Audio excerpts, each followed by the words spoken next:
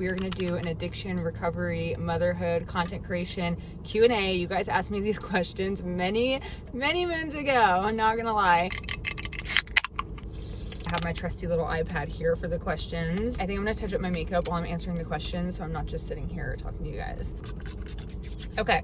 Ready to go. First question was, first of all, I love your videos. They're such a great comfort for me. I would love to know what made you get into content creation and how it has changed you and your daughter's life. That is so sweet. I actually got into content creation probably like a little after the peak of COVID, and I had just gotten sober at the time. I had a different account at the time. I kind of just posted about my addiction and recovery journey. Like I said, at the time that I started posting, I was sober, and then I relapsed, and I continued to post, and I was literally just a hot mess.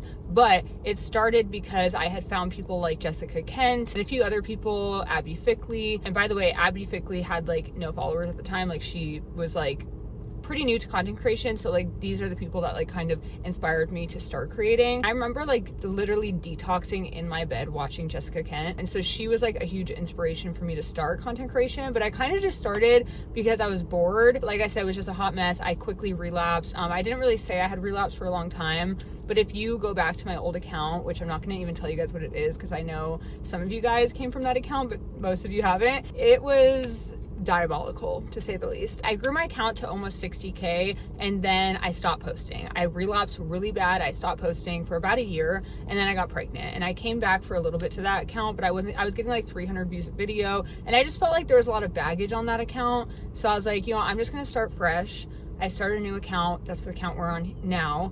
But yeah, people in the sobriety recovery community inspired me to start content creation for sure. How are you doing as a mother whilst trying to stay sober, and what does your support system look like? Also, I love your content. It's just inspiring, and you're the best. Thank you so much. Honestly, I feel like coping is just like day by day for me. I know that I am her primary parent. At the end of the day, I know I'm the only person to take care of her, and I think that is what like subconsciously gives me the motivation, because I never have any thoughts of like relapsing or going back to that life. I really don't. I don't really have any triggers or anything like that, thank God, at least at this point in time. I think I've just been so focused on like, okay, I need to make this work, and I need to give my daughter a life that she deserves, because she didn't deserve to be, you know, born into this world by two addicts. You know, working with people in active addiction, I tell them this as well, like, you really just have to take it day by day, because it's like you're living in survival mode. That's the only way you can get through. If you look too far into the future,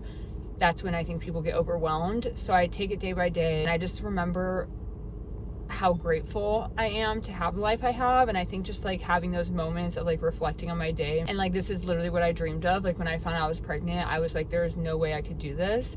There's absolutely no way I can get sober and stay sober. Like I had no faith in myself. So the fact that I'm here today and like telling you guys like I truly have no desire to go back to that life, and I truly don't think I ever would, is so mind-blowing to me. And for that alone, I have so much motivation to continue. I don't know if that answered your question. As far as my support system, I would say like my immediate family and you guys are honestly a huge support for me. I really don't have friends. So that kind of comes with, one, getting sober, and two, being a new mom.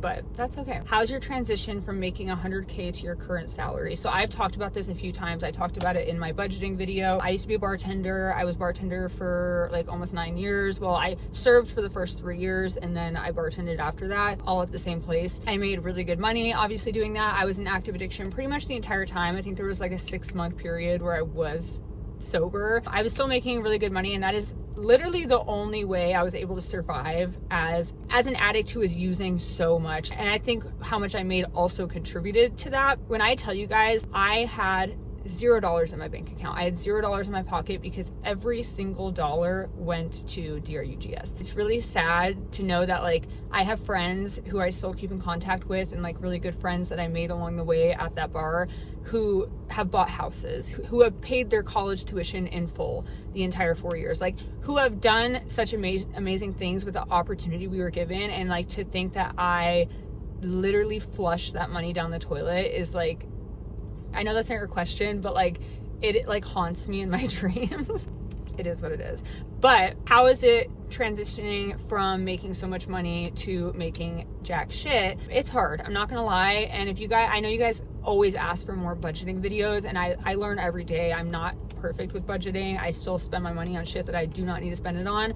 But for the most part, I live within my means. I am very, conscious about how much money I have in my bank account. I feel like I'm putting on way too much blush right now, and I don't have a mirror. So y'all are gonna have to let me know if this is too much blush. And for a while, I was actually bartending and working like a 9-to-5 job. And so I was really making a lot of money during that time, which was great. Again, I have nothing to show for it, but I think it makes you also grateful, like going back to that like gratefulness, it makes you very grateful to have what you have. A lot of people live paycheck to paycheck, and I have to be very conscious of everything I purchase. I think there's a lot of anxiety that comes with it as well, because like when my car broke down a couple weeks ago, like I had to pay $2,000 to get it fixed, and that was like, that's something again that like haunts my dreams, because it's like $2,000 that I worked so hard to save, gone in an instant. So I think just, again, being grateful for what you have and living within your means. It does suck though. To answer your question, it is very difficult. I think it's just put things into perspective for me and really humbled me. You know what I mean? It's not a good feeling. And like also having a kid, I pay very little for daycare. Thank you, Jesus, because of daycare assistance. So I'm very fortunate about that. But like,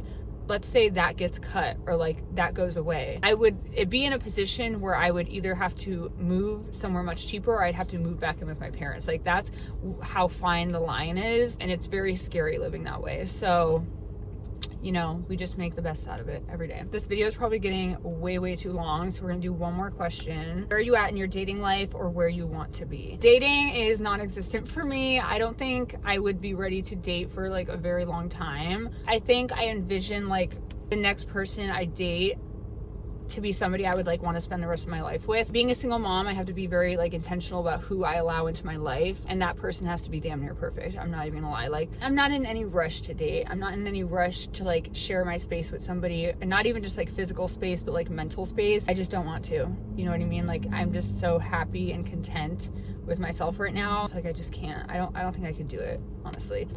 Probably look crazy right now because I could not see myself while I was putting my makeup on. If you guys want another Q&A, let me know. Leave some questions. Thank you guys so much for watching. Love you.